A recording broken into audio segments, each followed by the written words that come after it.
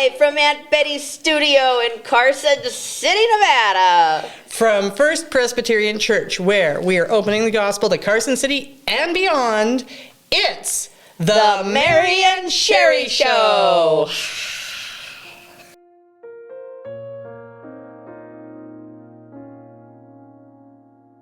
The Mary and Sherry Show was a phenomenon of the pandemic. Its stars, Mary Burge and Sherry Gurney, skyrocketed from anonymity into a stratosphere rarely seen these days. From their humble beginnings to the lofty heights, this is a story of two small-town girls who made it big and then disappeared.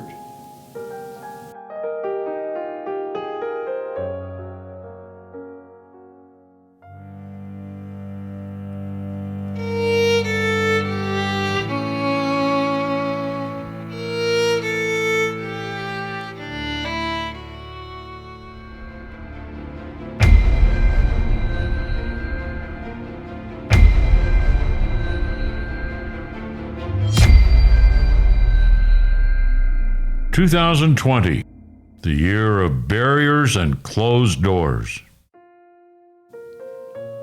Early in 2020, the world changed. COVID went from being a blip news story over there to a worldwide pandemic. Suddenly, things were shut down. The First Presbyterian Church of Carson City was caught, like so many others, wondering what they should do. The first attempts to stay in touch were, well, primitive.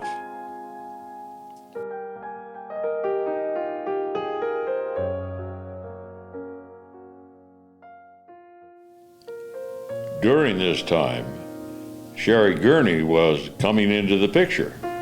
She began taking on production and then became an on-air personality. Sherry! What? Where are we? Wasn't there something else we were supposed to be announcing? Give me a second.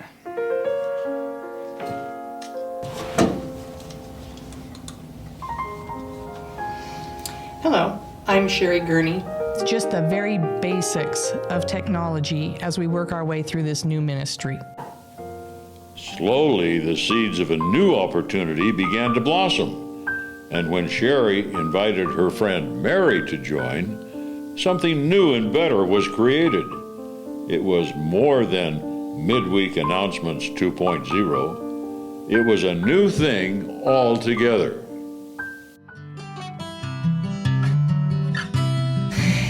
Hello, today is Wednesday, May 12th, and these are your midweek announcements. I'm here today with Mary Burge.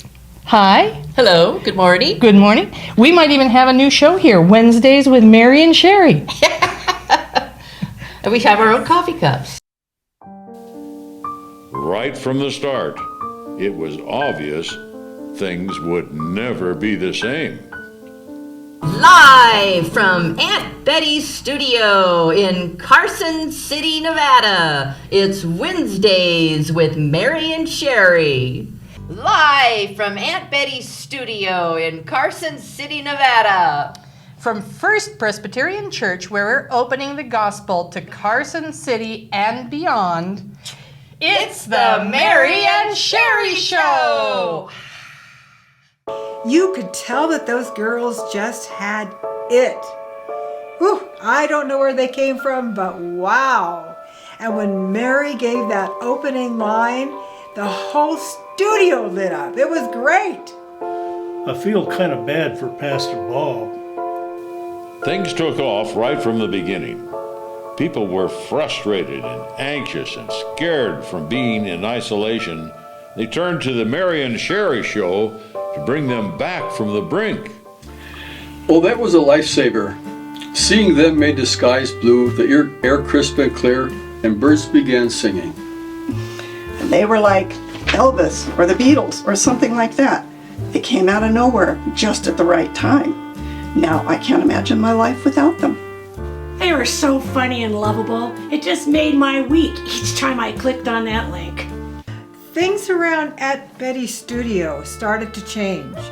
We started to hear more footsteps coming up and down the stairs, wanting to be involved, wanting to be a part of this and to be a part of what they were doing. Well, when I started, I have a story to tell. They were the stars. Everybody was just around them constantly waiting for their next words to come out. As view counts climbed into the tens, the girls adapted to their newfound fame. There were more people around wanting to be a part of what they were doing. Those kinds of demands began taking a toll on them. They were such nice girls. They were just like sisters, laughing and giggling, talking all the time. And then they got famous and things changed. I first noticed it in the times they were getting ready for the show.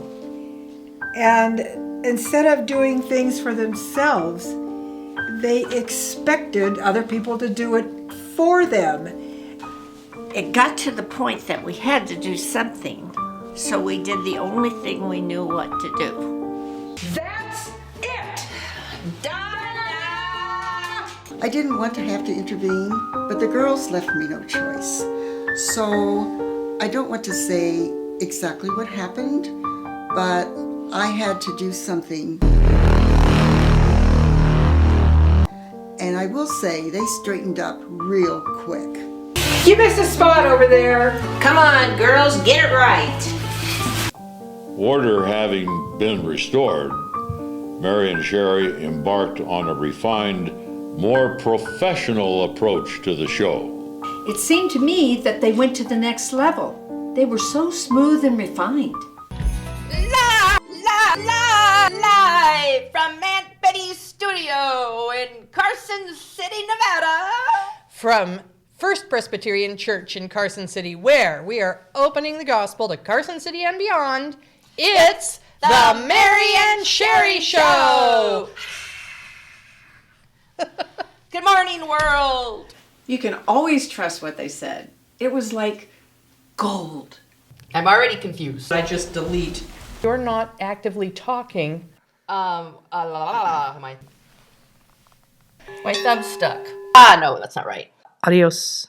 What they said and how they said it just made everything okay. Hey out there, everyone! If you're skipping over us just to watch the bloopers, you need to come down here and volunteer. With this newfound direction, the girls' horizons expanded.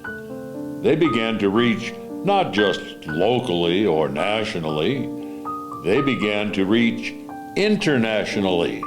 In Ecuador, they're known as Las Mujeres Magnificas. Mary and Sherry were just the balm that people needed to get themselves through the week. I have to say, here in Thailand, the Mary and Sherry Show has been a game changer. It's really difficult to describe to you how big a difference that show has made. I can't describe it. It's just been so monumental. Here at home, people were saying the same thing. The show and its stars was bigger than ever. Who? Who? Who? Who? Is he involved in sports? Who? I don't know that. Who? I mean, Who? With that kind of impact, it was hard to imagine that things would ever come to an end. Yet, as quickly as they appeared, just as quickly they disappeared. On that day of taping, no one knew that this would be the last known sighting of Mary, of Sherry, of the Mary and Sherry Show. I kind of feel bad for Pastor Bob. Oh yeah, Mary and Sherry not showing, but for many other reasons as well. It happened without warning. You can never be prepared for this kind of thing. But finally, it happened, truly happened.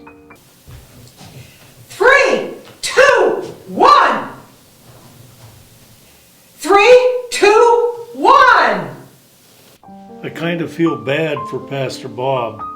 Oh yeah, Mary and Sherry are outstanding, but they sure do better than him. How will history remember the Mary and Sherry show? The stars disappeared at the height of their popularity. Will the show be remembered as a shooting star in the night sky? Or will there be a lasting legacy? Time will only tell.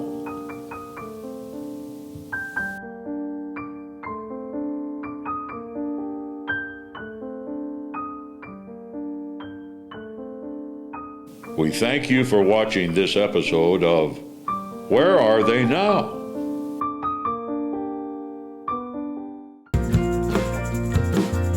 Live from Aunt Betty's studio in Carson City, Nevada. What's my line? From First Presbyterian Church, where we're opening the gospel to Carson City and beyond, it's the Mary and Bob Show. Okay. What an auspicious beginning. Well, Mary, I gotta say, I really was not expecting to see you this morning. I wasn't sure if I was supposed to come or not, but I did out of dedication. Well, we're glad to have you back, but it really is a surprise to see you here this morning. Yes, thank you everyone for your prayers. Yeah. So, well, welcome back. It's good to have you back. We know that Sherry is out. Yes. She has tested positive for COVID, and so we are praying for a quick and speedy recovery to her, and to Joe, and to Sam, and I guess 3 out of the 4. I don't remember who it was, Sam or Jessica. All 4? Everybody got it. Okay, so we're praying for all 4 of them to recover quickly. Yes. So. And everyone else out there that has it. Yeah, seriously. I mean, this was going to be our last announcement, but since we're leading with it, let's go with it. Go with it, Bob. We are getting phone calls and anecdotal reports of people who are testing positive, are quarantining, and so just a reminder that your worship services and other kinds of things may be disrupted for the next season as we go through this wave. We are grateful that people are recovering quickly, that symptoms seem to be not pleasant, but at least not dire. So we're grateful for that. But just a lot of flexibility, a lot of grace, knowing that things are going to change just like that. Yeah. And so it is what it is. It is. Remarkably, though, after 2 years plus of this, we are somewhat adept at realizing what adaptation how we have to. Yeah, you just roll with the punches. And, well, here's a wonderful and exciting thing that hopefully we'll all be healthy for. Yeah. On Sunday, July 3rd, we are going to do our 4th of July picnic right after church. And we'll be having hot dogs and hamburgers and chips, no fries. However, it's going to be wonderful, and I think we're going to have some friends joining us. I know from the Episcopal Church, and who knows? We're inviting the Methodist Church, and it sounds like there's more of a story behind that chips, no fries. Yeah. And apparently that news report is making it around to other congregations in town. Yes, apparently Mr. Potato Head is becoming quite the popular video at other churches. So coming over to check it out. And enjoy our company on July 3rd. And truly the idea is together as a community of faith, as people of faith, to give thanks to God for the freedoms that we enjoy. And so it's a great chance to be in fellowship and a great chance to bear witness to the community of, how grateful we are and what a great God we serve. Indeed. Happy 4th of July. That's what we're going to be doing down here, right? Yeah. But no fireworks, Bob said. Yeah, Bob said. That's how that works.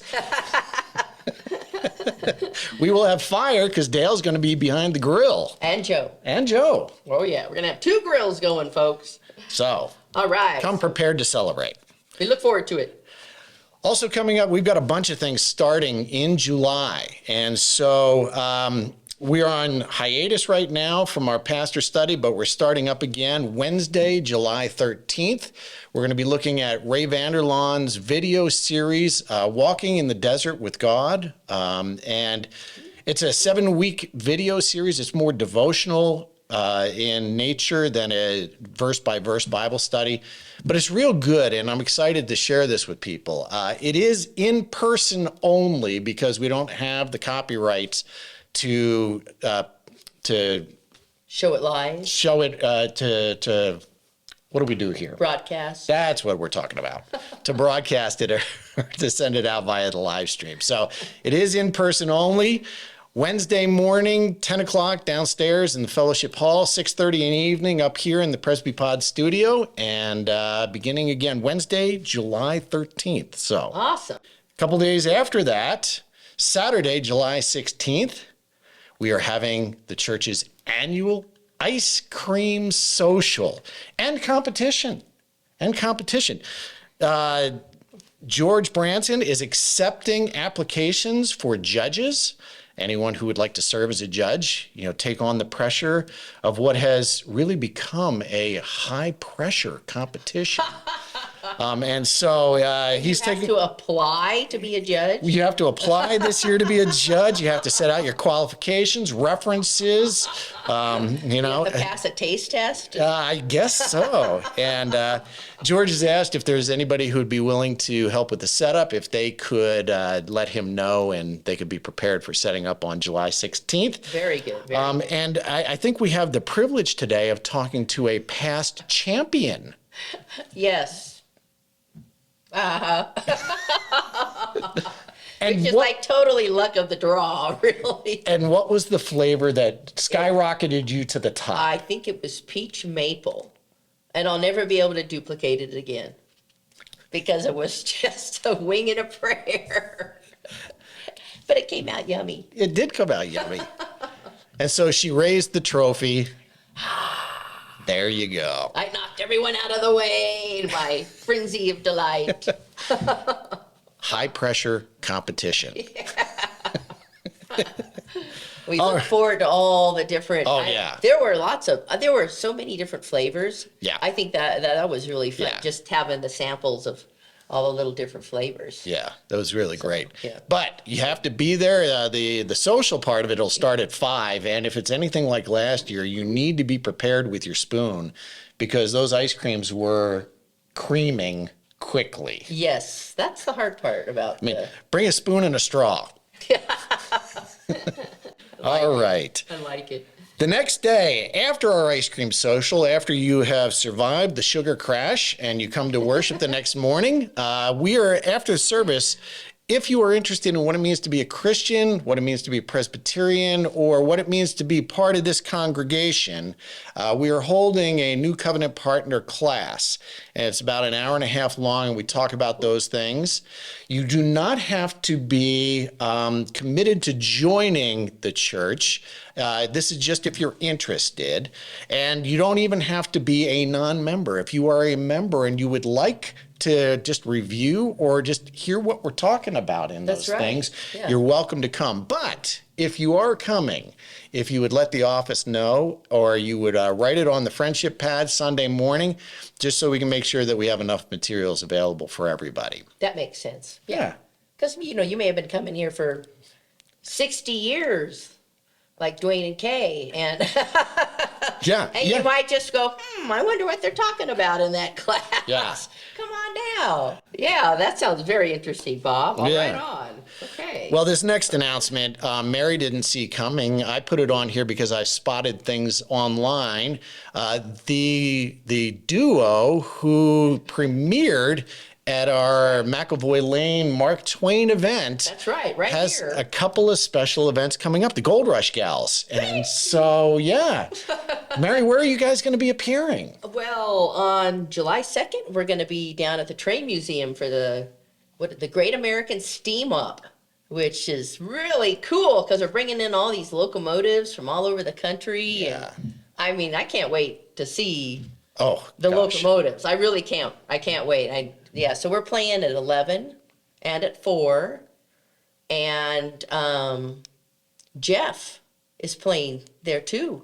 Awesome. Jeff Watkins? Yes. Good. So we're playing like right next to each other.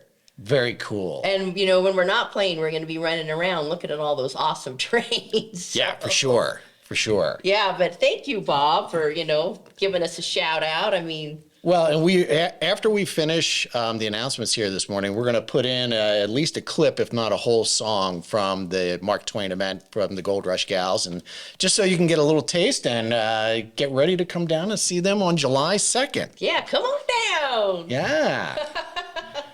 All right. Very good. Now we get into the public service announcement portion of our announcements today. This is a good one. This is a good one. Beginning on July 16th, there is a new number on your phones, 988. 988, it's the 988 Suicide Prevention and Crisis Lifeline. And that's going to be invaluable to individuals of all walks of life, but specifically those who struggle with behavioral health, substance misuse, and suicidal thoughts. And the whole idea is to make it simple for people who are in crisis to get help.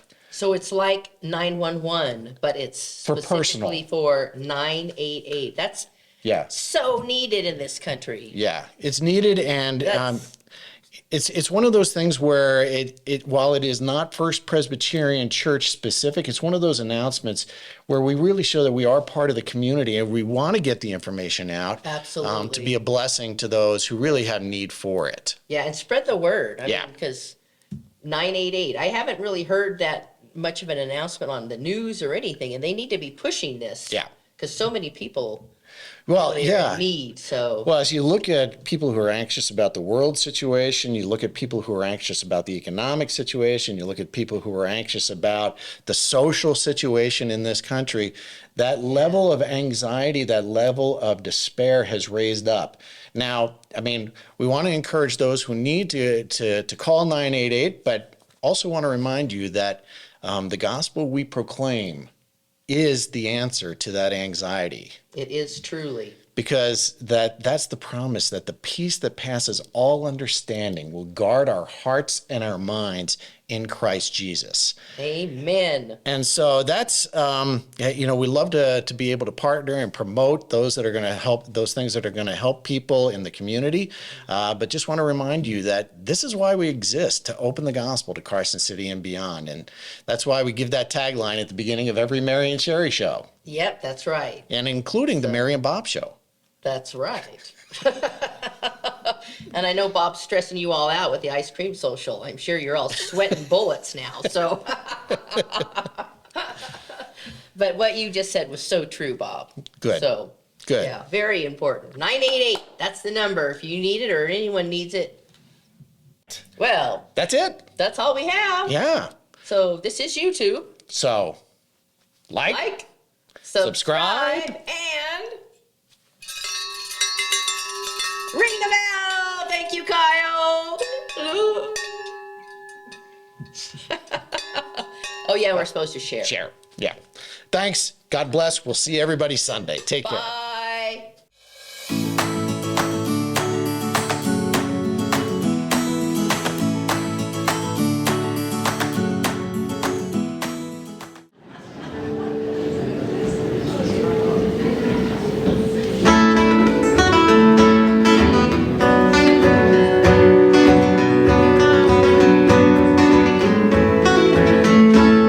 Things I did or didn't do, and I wished I would have done. When I went or I didn't go, and I wished I would have gone. Things I said or didn't say, 'cause I could not find the words. I breathed it in and let it go, and write another verse. In the stillness of the winter, come thoughts of what might have been. But the past is past and the future, well, it's hidden round the bend. Then the promise of the springtime with no limits but the sky. Oh, drop the baggage of regrets and off I fly. Things I did or I didn't do, and I wish I would have done. When I went or I didn't go, and I wished I would have gone. Things I said